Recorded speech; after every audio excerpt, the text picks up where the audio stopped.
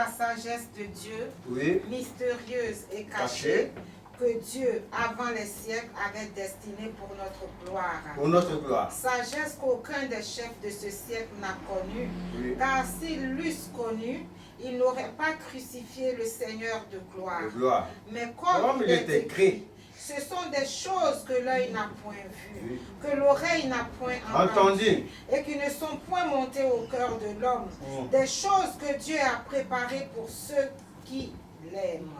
Dieu nous les a révélées, oui, par l'Esprit. Par l'Esprit. Car l'Esprit sonde tout. Même les profondeurs de Dieu. L'Esprit sonde les profondeurs de Dieu. L'Esprit connaît la profondeur des pensées de Dieu.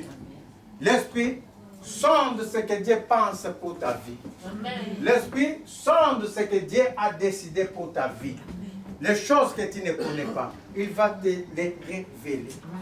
Il va te les révéler afin que Christ lui soit glorifié. Ma fille, tu montes là-bas. Il va te révéler afin que Christ lui soit glorifié. Le Saint-Esprit est celui qui manifeste la gloire, l'élévation de Jésus. Le Saint-Esprit est celui qui sonde les pensées de Dieu, les pensées profondes de Dieu, les pensées mystérieuses et cachées que le monde ne peut connaître. Car le monde ne connaît pas les pensées de Dieu sur ta vie. Le monde ne connaît pas les pensées de Dieu sur ta vie. Mais la parole déclare que l'Esprit, lui, il sonde les profondeurs de la pensée de Dieu et nous les révèle. C'est ainsi que, oh mes chers amis, David. Ah, David. Dites avec moi la parole. Quand l'Esprit de Dieu habite en moi, je marche comme David. Quand l'Esprit de Dieu s'agite en moi, je marche comme David. Je marche, je marche, je marche comme David. Je marche, je marche, je marche comme David. Merveilleux Seigneur, David. Je l'ai pris en premier. Nous sommes en train de travailler les dons et les manifestations du Saint-Esprit, qui vient par la révélation de celui qui sonde les pensées de Dieu, nous les révèle pour que Jésus soit glorifié.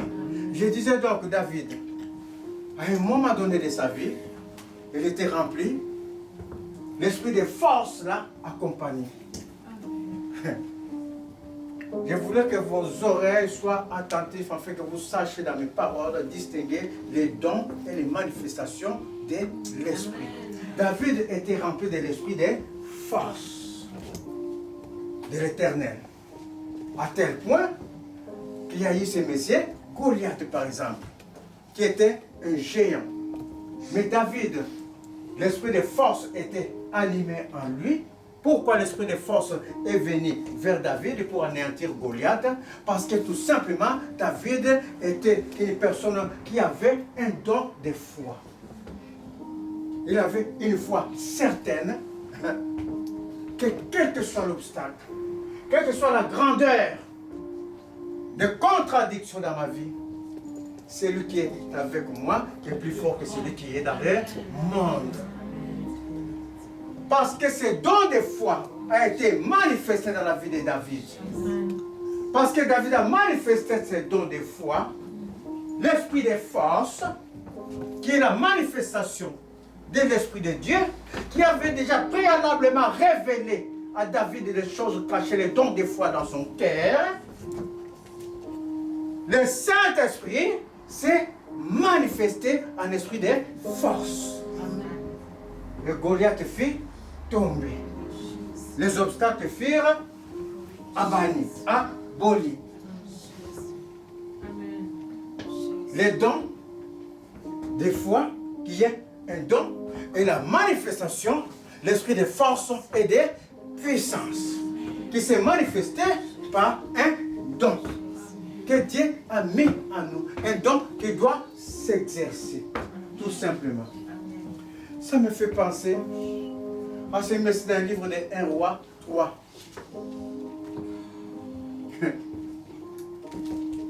Comment s'appelle le fils de David? Salomon. Dieu lui a dit, demande-moi une chose. Il était jeune. Et son père avait déjà la richesse. Et il pouvait vouloir que sa richesse, ça croise, ça va en croissant. Voilà, c'est multiplie. La multiplication.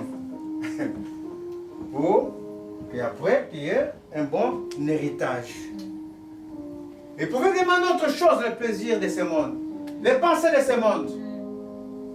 De marcher comme c'est du monde qu'ils marchent. On dit quand ils n'ont pas la sagesse, mais je les vois marcher avec leurs pensées. De la même manière que David a manifesté la foi. C'est du monde, ils sont persévérants dans la foi des mauvaises choses. Et dans ces mauvaises choses, dans leur foi, ils aillent même jusqu'à triander et à tuer, mais ils rentrent dans leur grâce. Salomon pouvait demander cela, puisqu'il les voyait à son époque aussi. Mais Salomon a dit, tu m'as mis devant un peuple grand, un peuple nombreux. Moi qui ne suis qu'un enfant. Alors donne-moi un don. Le don de l'intelligence et de la sagesse. Ouvre mon esprit. Car mon intelligence est fermée. La sagesse et l'intelligence, c'est un don de Dieu. Je suis en train de dire, pendant que je suis en train de parler de Salomon, vous êtes en train de demander le don de l'intelligence. Le don de sagesse pour que vous marchiez dans la sagesse de Dieu dans ce monde. Et Dieu a répondu à Salomon, parce que tu as voulu cela. Parce que tu n'as pas demandé le plaisir de ce monde. Parce que tu n'as pas demandé les pensées de ce monde. Moi, Dieu, je t'ai béni par-dessus tout.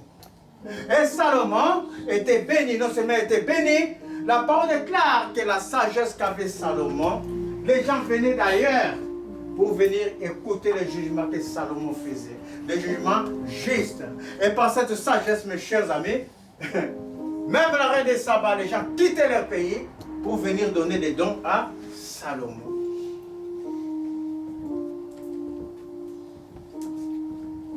Isaïe 11, les dons de l'intelligence, les dons de sagesse. L'enfant qui naîtra. Job, ainsi que Joseph, avaient la crainte de Dieu. Les dons de la crainte de l'Éternel. Les dons de la crainte de l'Éternel. Ils craignaient Dieu. Quand ils ont manifesté la crainte de l'Éternel, qui est un don. Si tu n'as pas encore acquis ces dons, depuis que je suis en train de parler depuis le commencement, j'ai commencé par les dons de la foi. Je basculais, selon Isaïe 11, les dons de sagesse et de l'intelligence. Je suis dans la crainte de l'Éternel. Si tu n'as pas encore acquis cela, je suis en train de dire, reçois dans le nom de Jésus. Que ton intelligence s'ouvre. Que ta foi soit fondée, basée sur l'Esprit de Dieu. Que ta foi ne soit jamais fondée sur la sagesse des hommes. Qu'elle soit basée sur la puissance de Dieu. Et que ton intelligence soit remplie de la sagesse de Dieu. La crainte de l'Éternel. Job, dit la parole, craignait Dieu. Joseph, dans sa conduite, quand il était jeune, membre de 17 ans, devant la femme de Potiphar, qui avait la pensée du monde. La femme de Potiphar qui avait la pensée du monde. Son mari est chef, son mari a reçu. C'est une femme qui est aisée dans sa maison. Mais cette femme vivait avec la pensée du monde. Elle n'était jamais assouvie. Elle voulait la présence d'un gène dans sa vie.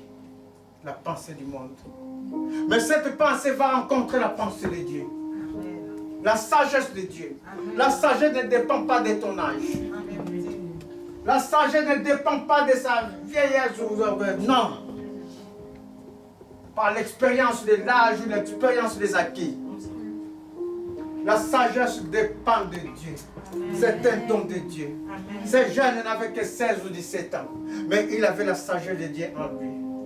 Et la sagesse lui donnait l'esprit de crainte de l'Éternel pour faire des choses.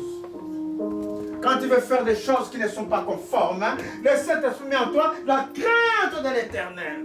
Parce que tu as cru en Jésus-Christ, c'est crucifié et ressuscité. Alors cet enfant, il a crainte de l'Éternel. Il a dit, à cause de mon Dieu,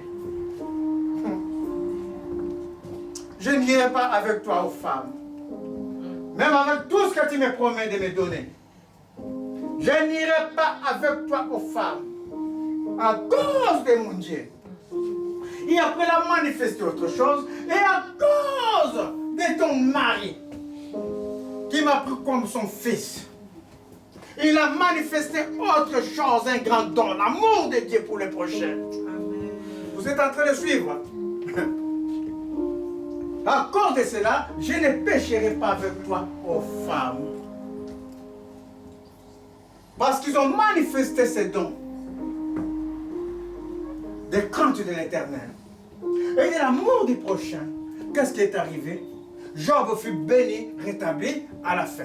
Qu'est-ce qui est arrivé pour Joseph? Il est devenu pharaon d'Égypte. Pour commander toute une contrée. Et c'est par lui que toute la famille des patriarches ont été sauvés. Ézéchiel, Jean, fait rentrer la personne là, Pierre. Ils étaient en train de faire des prières, délivrer les morts. Par leurs paroles, les morts étaient ressuscités. Pour chasser les démons. Mais il manifestait une seule chose de tous ces gens-là, l'amour de Dieu. Voici pourquoi la puissance, l'autorité de Dieu est venue faire le reste. Amen. Les dons de l'esprit, ça s'exerce. Quand nous avons connu le Seigneur a mis en nous des dons. Amen. Il faut m'ouvrir à 1 Corinthiens 12, Yvonne. Le Seigneur a mis en nous des dons. Qui sert plutôt à l'utilité commune pour son Église. Les dons, c'est cela qui qualifie un enfant de Dieu appartenant au corps de Christ. Les dons est la manifestation visible du Saint-Esprit par la foi que tu as afin que Christ lui soit glorifié. Mais tout cela, ça se manifeste que pour un seul but, pour l'utilité commune. De la même manière qu'un général d'armée, il envoie sa troupe pour aller combattre. Il va les munir des armes, des munitions, pour combattre l'ennemi. L'ennemi visible. Nous, notre ennemi n'est pas visible. Il est invisible. Alors les armes que tu as, si c'est des armes d'hommes, tu vas tomber. Si ça vient de la main des hommes, de l'intelligence des hommes, tu vas tomber. Toi, jeune homme ou jeune enfant ou jeune fille, les armes que tu as pour combattre, les méfaits de ce monde, les pièges de ce monde, ne sont pas visibles. Les jeunes filles, ce n'est pas par votre beauté que vous allez vaincre le monde. Les jeunes garçons, ce n'est pas par votre réussite que vous allez vaincre le monde. C'est parce que vous aurez une arme mystérieuse et cachée, que le monde ne peut pas voir. C'est parce que la sagesse de Dieu sera en vous. C'est parce que la crainte de Dieu sera en vous, que vous allez être vainqueurs de ce monde. Mystérieux et caché. Et tout ça, c'est pour l'édification de son Église. De son Église où Jésus est la tête. Parce que toi, quand tu es en compagnie de tes copines, exemple simple, une jeune fille en compagnie de ses copines, Ils sortent comme les enfants sortent toujours. Ils s'en vont là-bas. Pendant que les copines vont vouloir faire des méfaits.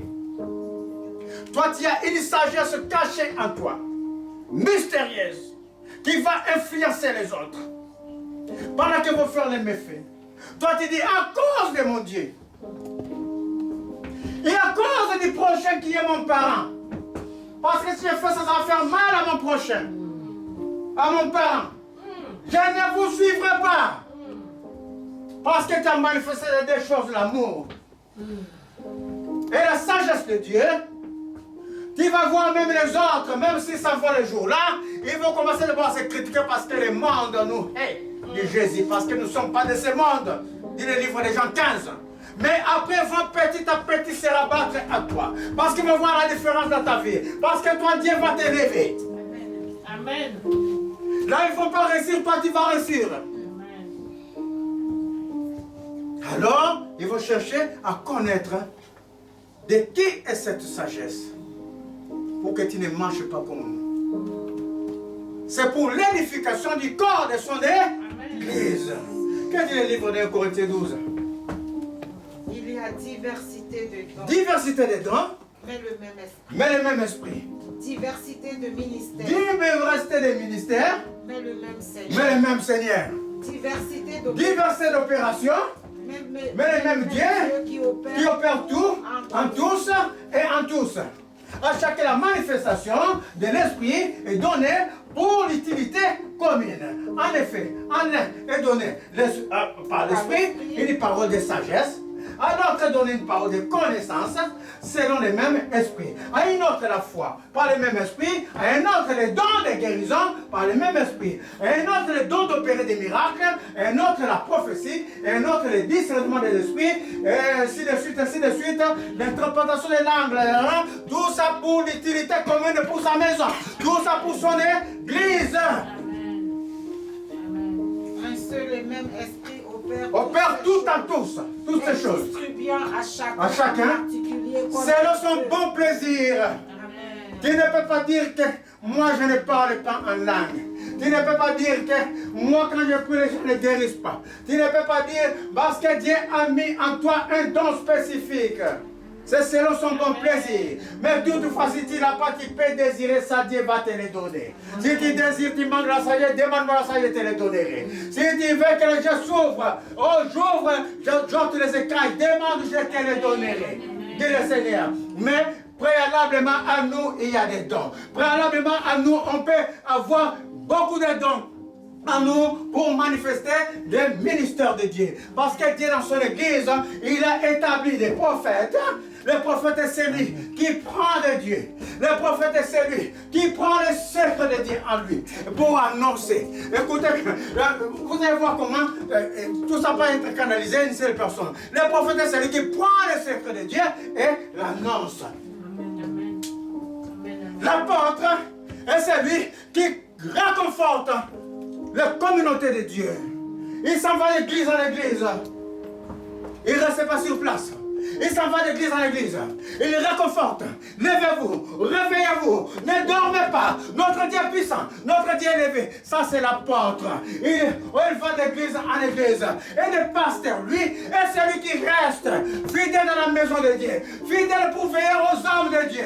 Pour veiller aux âmes de Dieu. Afin que les âmes ne se perdent pas. Afin que les âmes ne se perdent pas. Et tout ça pour l'utilité commune. Et Dieu, afin que le pasteur peut multiplier, peut cumuler les ministères. C'est ainsi que le pasteur va prendre le Dieu et l'annoncer. C'est ainsi que vous verrez l'apôtre Paul, mes chers amis, l'apôtre Paul, il est en train de chasser les démons. Non seulement il chasse les démons, l'apôtre Paul a encore un don supérieur. L'apôtre, non seulement l'apôtre, il a encore un don supérieur. Mes chers amis, il est docteur de la parole de Dieu. Docteur de la parole de Dieu. C'est-à-dire l'apôtre Paul établit la doctrine de Jésus. L'apôtre Paul parle de Jésus d'une manière extraordinaire. L'apôtre Paul élève la puissance de la résurrection à une personne, multiplication des dons et multiplication du ministère. Mais tout ça pour l'utilité commune. Merveilleux Seigneur. Mais c'est une multiplication. Ça ne cherche qu'un seul but. Dans le livre de Jean 15, Jean 15. Jésus l'a dit. Jésus a dit. Pas tout Jean 15. Je suis le vrai cèdre. Exactement. Et mon Père est le vigneron. Tout sarment qui est en moi et qui ne porte pas de fruits. Comptez, pendant qu'il est en train de lire jusqu'à ce qu'il va arrêter, comptez dans votre cœur combien de fois vous allez entendre les mots amour. Comptez dans votre cœur combien de fois vous allez entendre les mots aimer. Aimer, c'est l'amour et conjuguer. Donc, tout ça avec l'amour, vous allez voir, il y a plus de 9 fois. Dans un seul chapitre. Même pas dans tous les chapitres, hein, parce qu'il va s'arrêter à 15. Donc, on va opérer les sarments. Oui. Tout sarment qui est en moi et qui ne porte pas de fruits, il le retranche. Il le retranche. Et tout sarment qui porte du fruit, il le monte afin qu'il porte encore plus de fruits. Plus de fruits. Déjà, vous êtes purs à cause de la parole que je vous ai annoncée. Demeurez en moi et je demeurerai en vous. Comme le sarment ne peut de lui-même porter du fruit, s'il ne demeure attaché au cep, ainsi vous ne le pouvez pas, point non plus, si vous ne demeurez en moi. Je suis le cep. Je suis le cep. Vous êtes le sarment. Vous êtes le sarment. Celui qui demeure en moi et en qui je demeure. Porte beaucoup de fruits, car sans moi vous ne pouvez rien faire. Si quelqu'un ne demeure pas en moi, il est jeté dehors comme le sarment et il sèche. Puis on ramasse les sarments, on les jette au feu et ils brûlent. Si vous demeurez en moi et que mes paroles demeurent en vous, demandez ce que vous voudrez et cela vous sera accordé. Si vous portez beaucoup de fruits, c'est ainsi que mon Père sera glorifié et que vous serez mes disciples. Comme le Père m'a aimé, arrête là. Comme le Père m'a aimé. Moi Jésus, je vous ai aimé. Comme le Père a manifesté son amour, Dieu a tant aimé le monde qu'il a envoyé. Dieu a tant aimé le monde, qu'il a envoyé son Fils, afin que quiconque croit en lui, quiconque aime Jésus, Jésus l'aime et que la personne soit sauvée. Ça fait 2. Dis-moi, comme le Père m'a aimé, je vous ai aussi aimé. Demeurez dans mon amour. Demeurez dans mon amour. Ça fait 3. Si vous gardez mes commandements, vous demeurez dans mon amour. Dans mon amour. De même que vous demeurez dans mon amour. 4. Si vous gardez mes commandements, si tu fais, tu obéis à ma parole, si tu marches selon ma sagesse, ça veut dire que tu demeures dans mon amour. Ça fait 4. De même que j'ai gardé les commandements de mon Père et que je demeure dans son amour. Dans son amour, ça fait 5. Je vous ai dit ces choses afin que ma joie soit en vous et que votre joie soit parfaite. C'est ici mon commandement. Aimez-vous les uns les autres. 6. Comme je vous ai. Comme je vous ai aimé. 7. Il n'y a pas de plus grand amour que de donner sa vie pour ses amis. 8. Vous êtes mes amis. Si vous faites ce que je vous commande. Je ne vous appelle plus serviteur. Parce que le serviteur ne sait pas. Arrête un peu là. Je ne vous appelle plus serviteur, je vous appelle ami. L'ami de Dieu. Ce n'est pas l'ami du monde qui marche avec toi, qui te tient par la main. Viens, on va faire les 35 coups. Viens, on va aller au cinéma. Ce n'est pas de celui-là que le Seigneur est en train de parler. Abraham fut déclaré ami de Dieu. Amen. Amen. Ami de Dieu. Moïse fut déclaré ami de Dieu. Abraham était dans la foi en Dieu, dans l'obéissance au Seigneur. L'ami de Dieu est celui qui craint l'Éternel. L'ami de Dieu est celui qui marche dans sa sagesse. L'ami de Dieu est celui qui va resté dans son amour. C'est celui-là dont on parle. On ne parle pas de l'amitié du monde. Vous n'êtes plus mes serviteurs, mais je vous appelle ami. Oui. Je ne vous appelle plus serviteur parce que le serviteur ne sait pas ce que fait son maître. Oui. Mais je vous ai appelé ami parce que je vous ai fait connaître tout ce que mon Père m'a appris. Le Saint-Esprit est celui qui sonde les profondeurs de la pensée de Dieu et nous les révèle. Amen. Je ne vous appelle plus serviteur. Je vous appelle ami parce que vous connaissez la pensée profonde de Dieu vous a été révélée. Ce n'est pas vous qui m'avez choisi. Ce n'est pas vous qui m'avez choisi de Jésus. Mais moi, je vous ai choisi. C'est moi qui vous ai choisi. Et je vous ai établi. Je vous ai établi. Parce que je vous ai révélé la pensée de Dieu. Je vous ai établi. Parce que je vous ai dit que vous êtes au-dessus de tout. Je vous ai établi. Parce que je vous ai dit que celui qui est dans le monde n'a pas pouvoir dans votre vie. Amen. Je vous ai établi. Afin que vous alliez. Et je vous ai donné des fruits. Afin que vous alliez. Oui, afin que vous alliez. Et que vous portiez du fruit. Et que vous portez du fruit. Et que votre fruit. Que votre vie soit une vie fructueuse. Amen. Ne soit pas une vie de lamentation. Une vie de pleurs. Je vous ai révélé la pensée profonde de Dieu. Afin que vous soyez élevés dans ce monde. Au-delà des pensées des gens du monde. Au-delà des pensées de celui qui piège ou qui a piégé ta vie. Oui, que ce fruit demeure. Afin que ce que vous demanderez au Père, en mon nom, oui, il vous le donne. Il vous le donne. Mais ce que je vous commande, c'est de vous aimer les uns. De vous aimer les uns aux autres. 9. Amen. Continue ici. Si le monde vous hait, oui, nous sachez qu'il m'a haï. C'est bon, je vais lire chez eux. 9. Ce que je vous demande, de vous aimer les uns les autres. L'amour de Dieu. La parole déclare dans le livre de 1 Jean qu'on a lu tout à l'heure, plus bas, Dieu est amour. Ah, Dieu est amour. La tribu forte de Dieu, qui devient un don en nous. C'est un attribut de Dieu. Sa personne est amour. C'est parce qu'il est amour qu'il a dit à Jésus, va. C'est parce qu'il a amour, il a dit à Jésus, va, ne regarde pas à leurs péchés. C'est quand nous étions dans les péchés que Dieu venait nous visiter. Amen. Ce n'est pas quand il a promis, non. Dieu t'a visité avant quand tu étais dans ton péché. C'est là que son amour, son cœur de père commençait à saigner. Pour t'appeler afin que tu sois sauvé. Amen. Et que toi tu comprennes pour arrêter ta folie. Dieu est amour. Et la parole dans le livre de 1 Corinthiens 13. Tu as beau parler en langue. T'as beau prophétiser. T'as beau réconforter l'église. Mais si cela ne vit pas de la sagesse de Dieu, si tout ce que tu fais, il n'y a pas l'amour, mes chers amis, tout ce que tu fais est vain. Au-delà de tous les dons, il y a un grand don que nous devons chercher, le don de l'amour. C'est par un seul don de l'amour que Jésus est venu nous sauver. C'est par un seul don que Dieu a envoyé son Fils afin que quiconque croit en lui. Jean 3, 16, Dieu a tant aimé le monde. Aimé le monde. Dieu a tant chéri le monde.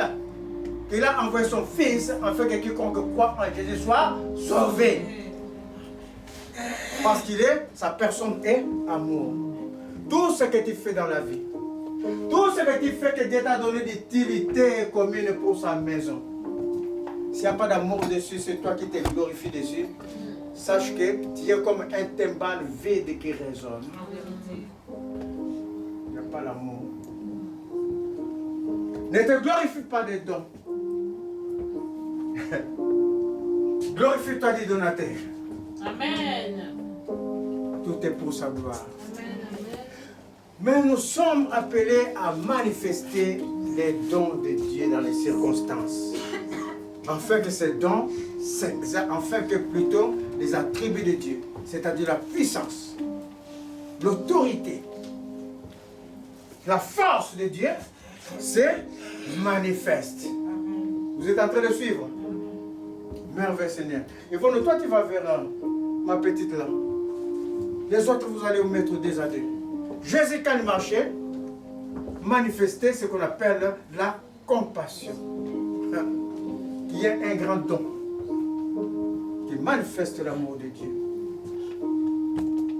Par la compassion, l'Esprit de Dieu a couru, les aveugles furent guéris, les morts ressuscités. La compassion, c'est-à-dire tu regardes l'autre comme si c'était toi. Tu ne prends pas sa place.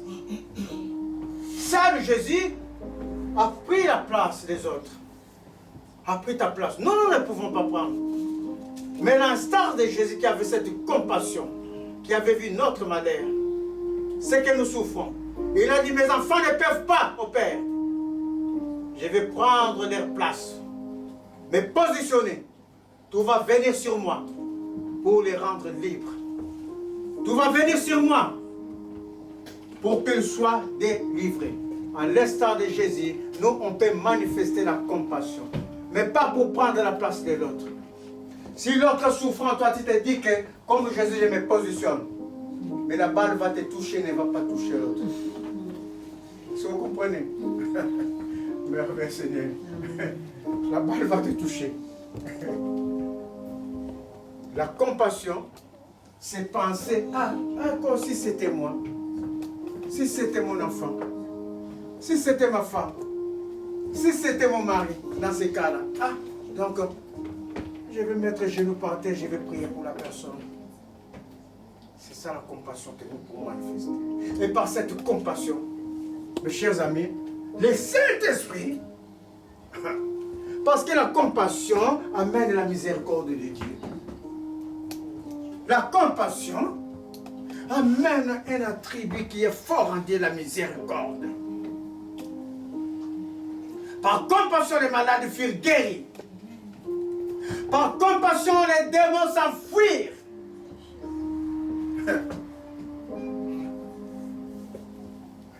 Par compassion, les vies furent restaurées. Restaurées. Vous allez vous mettre 2 à 2. Vous allez libérer par compassion. Vous allez libérer les paroles de grâce dans la vie de l'autre. Vous vous laisserez guider par le Saint-Esprit. Je suis en train de dire, ce n'est pas ce qui est dans votre cœur. Ce n'est pas ce que toi tu penses, que tu as pensé dans ta maison. Oui, quand tu pries quelquefois, je prie pour cette fille ou bien ce monsieur parce qu'il voit ceci, cela. Ce n'est pas ça que le Seigneur te dit. Moi, je suis en train de te dire, le Saint-Esprit révèle à nous la profondeur des pensées de Dieu dans le cœur. Que la profondeur des pensées de Dieu soit révélée dans votre cœur. Que la profondeur des pensées de Dieu sur l'autre, c'est que vous allez prier, soit révélée dans votre cœur au nom de Jésus. Mettez-vous deux par deux. Mettez-vous deux à deux. Commencez à libérer. Commencez à libérer. Commencez à libérer au nom de Jésus. Commencez à libérer. Allez, c'était aimé là pour reconforter.